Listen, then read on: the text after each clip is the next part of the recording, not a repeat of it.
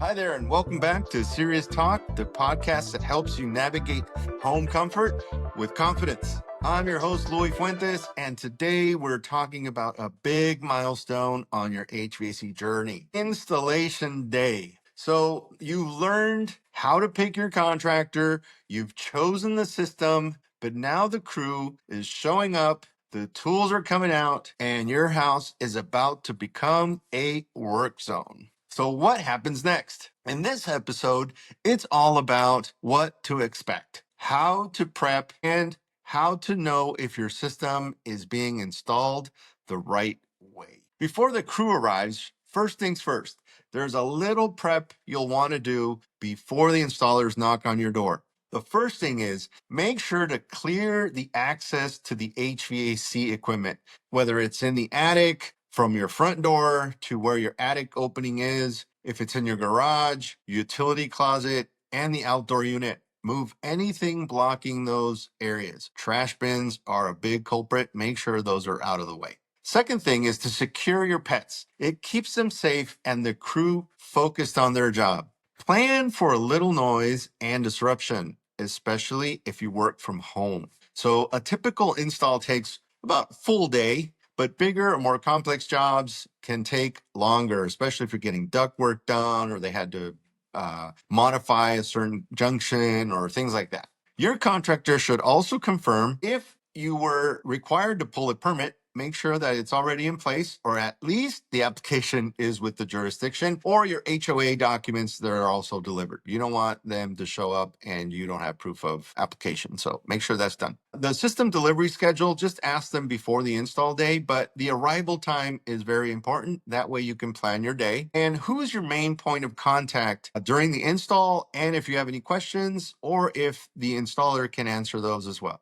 Most of the time they can, but just make sure you ask. What happens during installation? Now let's talk about the actual installation process. A quality contractor will follow these key steps, and they are laid out by the Air Conditioning Contractors of America. So it's not just something we make up, it's an industry standard. They will remove the old equipment safely and cleanly with proper refrigerant recovery because it's important for the environment. They'll prep and modify any ductwork if needed: sealing, resizing, rerouting, modifications, relocation, any of that stuff. Install a new indoor and outdoor unit, but this will include the mounting, leveling of the system, connecting all the electrical lines, and the refrigerant lines. So the next thing will be the installation accessories like smart thermostats, or regular thermostats. If you chose a air filter or an air filter rack, if you also decided to go with a surge protector, or if you're having an air purifying system installed, make sure everything's there. Vacuum and pressure testing the refrigerant lines will ensure that there are no leaks. You'll know this because they're hooking up their digital manometers. Make sure they test with digital manometers, because at startup and testing of the system, those will check temperature, airflow, refrigerant charge, and anything that might show up with the system by reading the digital manometers. A good quality installer will know if something is wrong or something needs to be adjusted. Clean up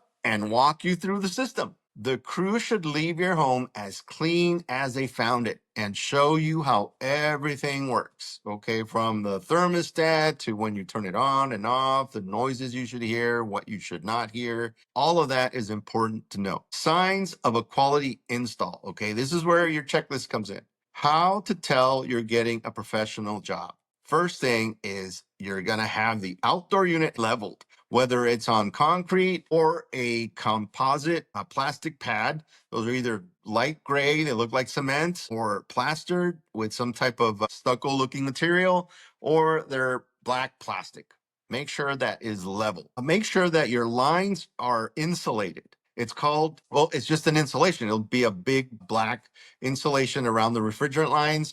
Make sure they're clean, they're sealed, they're protected, they're strapped, they're taped. There is some UV tape that inspectors like to see around certain connections. So make sure that is visible. Make sure your ductwork is sealed, no visible gaps or loose connections, no tape flapping around. Make sure that's done properly. Properly strapped and secured drain lines so that everything flows and you won't have any water or condensation issues later on. And make sure that your thermostat is programmed. If it's programmable, if it's not, make sure that they show you how to turn on the heat and the cool mode.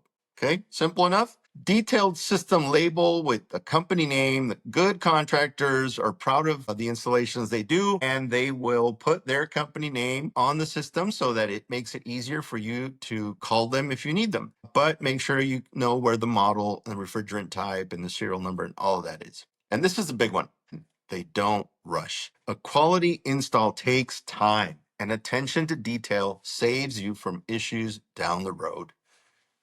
Okay. After the install, what you should get before your crew packs up, make sure you receive a copy of your invoice. Most quality contractors should have or are using a CRM software where they scheduled your service, where they sent you your estimate. Make sure that they finalize the job and they just click a button and you should have your invoice and warranty information immediately, whether by text or by email. Make sure you have that final invoice and any copies of permits or HOA requirements that may have been obtained. Make sure you have a copy of that for your records. And then a walkthrough of how your new system works. Like I mentioned, sometimes it's important to rehash things and how it operates, how to turn your heating on, how you turn your cooling on. If you just want fan mode, if that's available, if that's also possible with your thermostat, make sure you know. And then ask about maintenance schedules or service plans. Service plans are a great thing to have, and I'll talk about those later on in another episode, but make sure they provide that.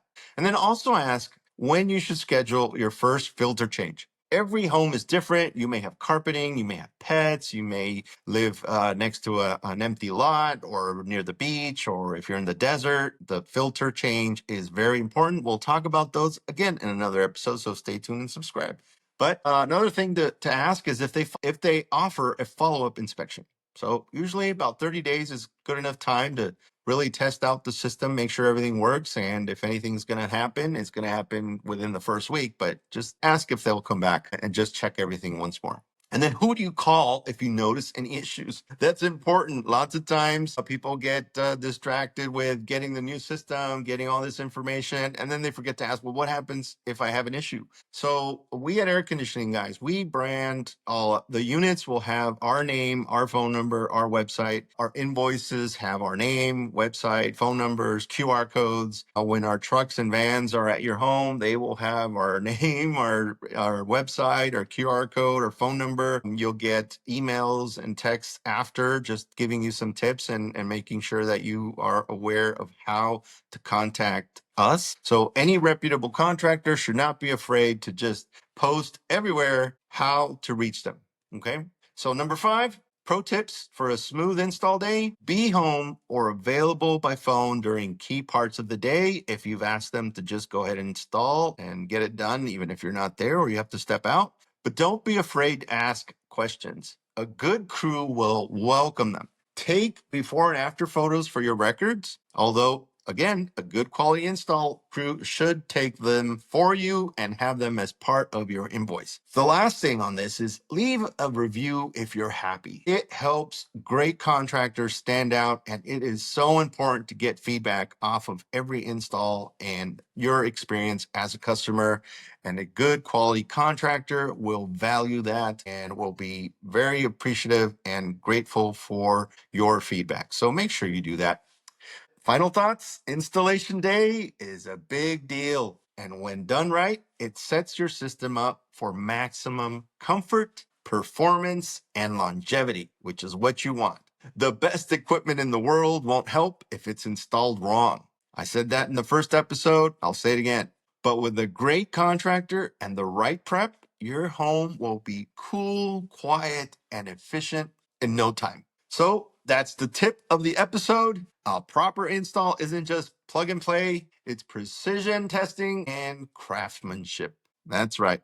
Thanks for tuning in to this episode of Serious Talk. If you've got an install coming up, I hope this series gave you the confidence to know what to expect, what to look out for. And next week, we'll be talking about air duct cleaning. Is it really necessary and why? And how often should it be done? Signs to look out for that it may be time to get it done.